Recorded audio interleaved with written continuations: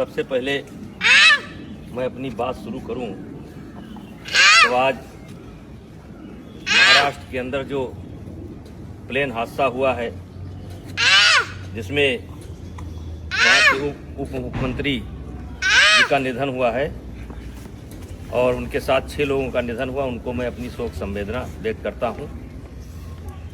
आज कई दिनों से यूजीसी पर एक विवाद हो रहा है और यूजीसी का विवाद यहाँ से शुरू होता है कि सरकार पढ़ने वाले बच्चों के बीच में जो सवर्ण बच्चों के द्वारा कभी कोई घटना घट जाती है उसको लेकर के दलित और ओबीसी बच्चों के संरक्षण के लिए एक कानून लेकर के आई है, जिसके कारण बड़ी भ्रामक स्थिति हो गई है और आज देश में बड़े पैमाने पर विरोध हो रहा है। ये मेरे सामने कुछ बच्चे हैं, इसमें हमारे भी बच्चे हैं और दलित समाज और पिछड़े समाज, लगभग हर समाज के बच्चे हैं। ये रोज साथ में खेलते हैं। कितने दिन से तुम लोग साथ में खेल रहे हो? 5 साल से ये बच्चे डेली शाम को आते हैं और खेलते हैं।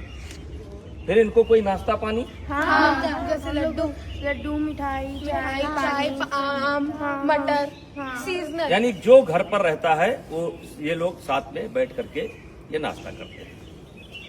ये कोई कानून के तहत नहीं कर रहे हैं, ये कानून के बंदिश से नहीं खेल रहे हैं। ये हमारी सनातन की परंपरा रही है, हमारे नस नस में है। पंडित दीनदयाल जी ने कहा था कि जो नीचे हैं उनको ऊपर लाना है और यही हमारी सनातन परंपरा है, यही हमारी सवर्ण परंपरा है कि जो नीचे हैं उनके साथ भेदभाव ना करना, ऊपर लेकर के आना। इसका मिसाल ये किसी कानून के तहत नहीं हो रहा है। और आज मैं सरकार से कहना चाह रहा हूं कि समाज कैसे चलता है, ये ऑफिस में बैठ करके समाज को नहीं चलाया जा सकता है। समाज को चलाना है तो गांव आइए और गांव में देखिए कि बिना भेदभाव के, बिना किसी जातीय रंग के एक साथ बच्चे खेलते हैं। कोई बच्चा किसी की जात नहीं पूछता है।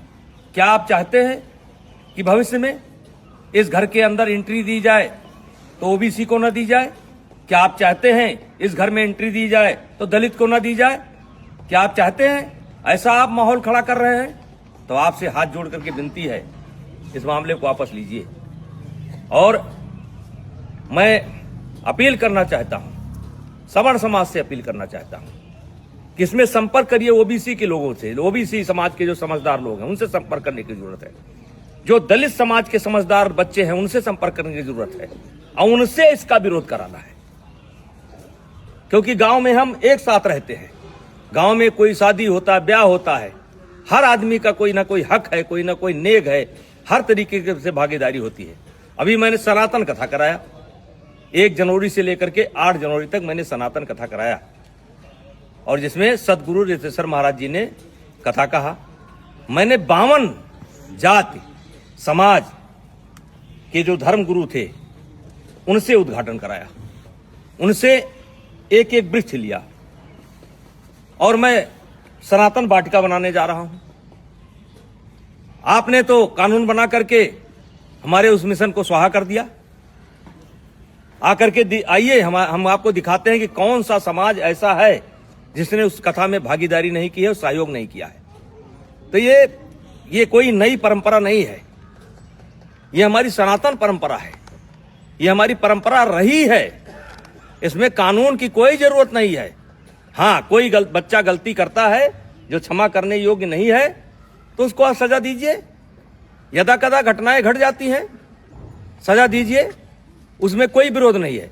लेकिन ये जो कानून है ये समाज में टकराव पैदा करेगा और इसीलिए आज कई दिन से मेरे ऊपर दबाव पड़ रहा था, बोलो बोलो बोलो।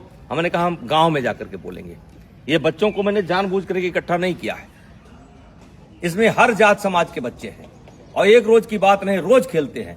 और ऐसा केवल यही नहीं है, हर गांव में है। हर गांव में कोई क्रिकेट खेल रहा है, कोई कबड्डी खेल रहा है, कोई खो खो खेल रहा है, एक साथ पढ़ते हैं। वैसे भी इसके पहले आपने कानून बनाए, दलितों के ऊपर अत्याचार ना हो इसके लिए कानून बनाए। क्या दलितों के ऊपर अत्याचार रुक गया? महिलाओं के साथ अत्याचार ना हो उसके लिए कानून बनाए आप, क्या वो रुक गया? दहेज के नाम पर कानून बनाए आप, क्या वो रुक गया? रुका नहीं, दुरुपयोग ज्यादा होता है। जहां ऐसे कानूनों की समीक्षा की बात होनी चाहिए, अब पता नहीं किस मंशा से अधिकारी बैठ करके ऑफिसों में निर्णय ले लेते हैं। अब वो चाहते हैं कि ये बच्चे अगर दोस्ती करें तो जात देख करके करें, वर्ग देख करके करें। तो मैं इस कानून के पूर्णतः विरोध में हूं। अगर जरूरत पड़ेगी तो आंदोलन होगा, लेकिन आंदोलन में केवल क्षत्रिय नहीं होंगे, सनातन धर्म के मानने वाले सब होंगे, दलित भी होंगे, पिछड़े भी होंगे। ऐसे कानून की जरूरत नहीं है जो कानून हमको बांटता हो। ऐसे कानून की जरूरत नहीं है। तो कृपया हाथ जोड़ करके विनती है, मैं बहुत छोटा आदमी हूं, मैं जानता हूं कि इसका असर पता नहीं आप पर पड़े कि ना पड़े, लेकिन ये गांव ऐसे नहीं चलता है। अगर इस लोकतंत्र को जिंदा रहना है तो गांव में क्या हो रहा है इसको देखना पड़ेगा। ऑफिस में बैठ करके आप गांव को नहीं देख सकते। तो कृपया यह बंद करिए। सवर्णों के बीच में झगड़ा होता है, ब्राह्मणों ठाकुरों के बीच में भी झगड़ा होता है, दलितों के बीच में झगड़ा होता है। कहां तक आप कानून बनाएंगे? तो भाईचारा स्थापित करिए। और ये जो कानून है ये समाज को फाड़ फाड़ कर देगा, और इससे आने वाले समय में देश का बहुत नुकसान होगा, राष्ट्र का बहुत नुकसान होगा, समाज बढ़ जाएगा। कृपया हाथ जोड़ करके विनती है, ऐसे कानून न लावें। कहने को तो बहुत कुछ इच्छा है, बोला जा सकता है, लेकिन बोलने की कोई आवश्यकता नहीं है। इस कानून से ये बच्चे बढ़ जाएंगे,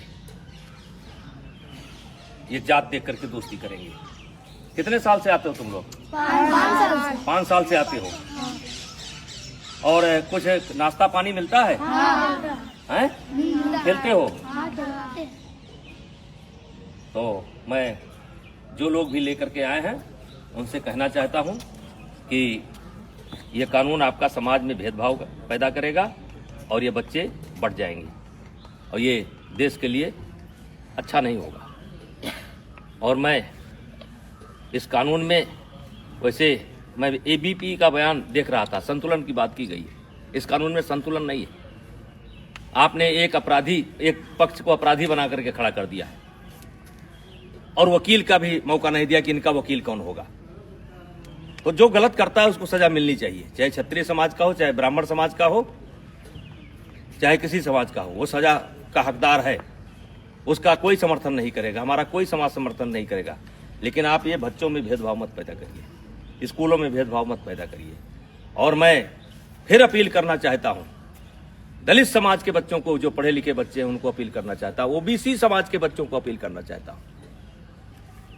ये देश हम सबका है, और इस देश में सौहार्द बनाए रखना हम सबकी जिम्मेदारी है। तो कृपया ऐसे कानून का समर्थन न करें। धन्यवाद।